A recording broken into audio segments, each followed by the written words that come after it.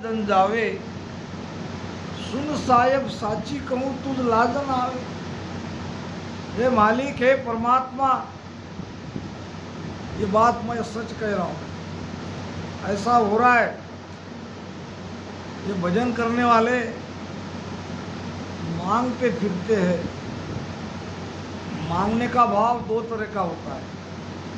एक भिखारी वाला भाव, याचक, हाथ फैलाता। एक दूसरी तरफ से, अब कान को यहाँ से पकड़े गया, ऐसे पकड़े गया। एक भाव बिना मांगे जहाँ मिलते हैं ऐसे जगह जाना, वो भी मांगना ही है। डायरेक्ट मांगना नहीं, इनडायरेक्ट मांगना है। और डायरेक्ट वाला तो थोड़ा में समझ जाएगा, मगर इनडायरेक्ट वाला तो बहुत कुछ चाहना रही थी। महाराज ने दोनों स्थिति को बताया है। वास्तव में हम मांग रहे हैं, सारा जगत मांग रहा है, सबको चाहिए सुख। क्या मांग रहे हैं हम अंतर में? सुख चाहिए। जगत के लोग भी सुख के लिए ही थोड़ा बहुत जो भक्ति करते हैं, उसके पीछे सुख ही कारण है। हमें सुख चाहिए, हमें आनंद चाहिए, हमें कृपा चाहिए। जब तक सद्गुरु की कृपा नहीं होगी, हमें ये माया का सुख नहीं चाहिए। हम तो वो परम सुख के लिए भक्ति कर रहे हैं, और ये परम सुख मिलेगा सद्गुरु की कृपा से। इसीलिए दोनों जगह मांगते हैं। महाराज कहते हैं, जगत कहते हैं कि ऐसे ऐसे तुम्हारे संत, इनको भगवान मिला है, भगवान की भक्ति करने वाले हैं। तो हमें तो ये मांगते हुए दिखते हैं, तो घूम रहे हैं आशा लेके, यहाँ वहाँ, ये सत्संग में, वो सत्संग में। तो महाराज ने प्रश्न किया है भगवान को, तुम हरिजन को मिल गए, इसका क्या प्रमाण? अगर परमात्मा मिल जाए तो उसे क्या जरूरत है किसी को मांगने की, कहीं जाने की? संत दो उद्देश्य से जाते हैं। पहला तो जीव का कल्याण हो जाए, गुरु महाराज की सत्ता का लाभ सबको मिले।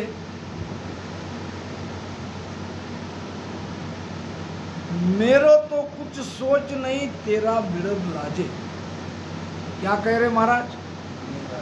मुझे तो कुछ समझ नहीं रहा है, मैंने सोच कर देखा, ये जो हो रहा है ये ठीक नहीं हो रहा है, इसमें तेरा बिरद जाता है, तेरी लाज जा रही है। तेरा नाम लेने वाला अगर भिखारी है,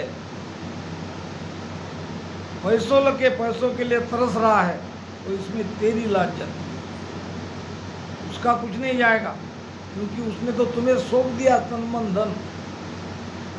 अब वो तो निराधार होके तुम्हारी भक्ति में लग गया, फिर भी उसकी ऐसी हालत बनी है।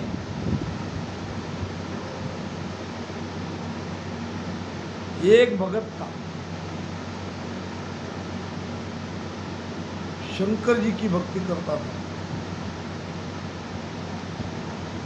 एक दिन माता पार्वती ने कहा कि तुम्हारी भक्ति कर रहा है मृत्यु लोक में, इसको कुछ देते क्यों नहीं? शंकर जी ने क्या तुम्हें लगता है मैंने इसे देने की कोशिश नहीं की होगी? बहुत बार की, मगर ये लेता ही नहीं। नहीं, मैं नहीं मानती, मेरे सामने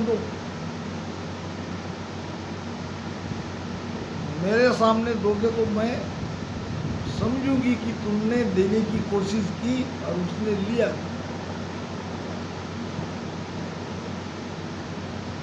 कहते हैं, पार्वती शिवसु कहे, या निर्धन धन दे। जो तुम्हारा भगत निर्धन है उसको तुम धन दो। सेठ सूण साठा किया, तम घर दे मम घर ले। साठा कहते हैं व्यवहार को, लेना देना को। अब जब ये वार्तालाप हो रही थी, शिव मंदिर में हो रही थी। शिव मंदिर में पार्वती अपने पति शिव जी को कह रही थी कि तुम्हारा जो भगत है उसको तुम दो, मेरे सामने दो। तो भगवान शिव जी ने कहा कि चलो तुम कहती हो तो आज इसके घर पे धन की वर्षा कर देता हूँ। धन की, जैसे पानी की बारिश होती है ना, अब वैसे पैसों की बारिश अगर हो गई, हम कहते हैं ना खुदा देता है छप्पर फाड़ के, छप्पर फाड़ने वाला धन। अब जब ये वार्तालाप हो रहा था, एक सेठ ने सुना। सेठ था बड़ा कंजूस।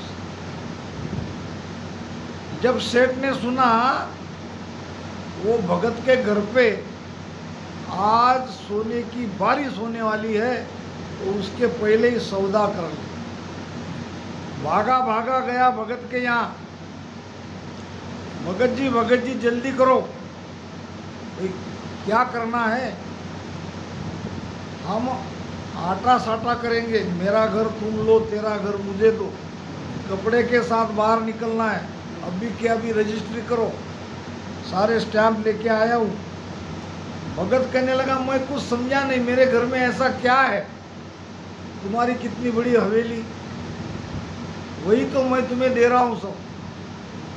मैं कपड़े लेके बाहर निकलता हूँ, तुम कपड़े लेके बाहर निकलो, तुम जाओ मेरे हवेली में, मैं आता हूँ तुम्हारी कुटिया में। लिखा पड़ी हो गई, भगत को समझा नहीं। अब देने वाला वो। अब जैसे जैसे शाम हो गई, रात हो गई, तो सेठ जी देखने लगा ऊपर।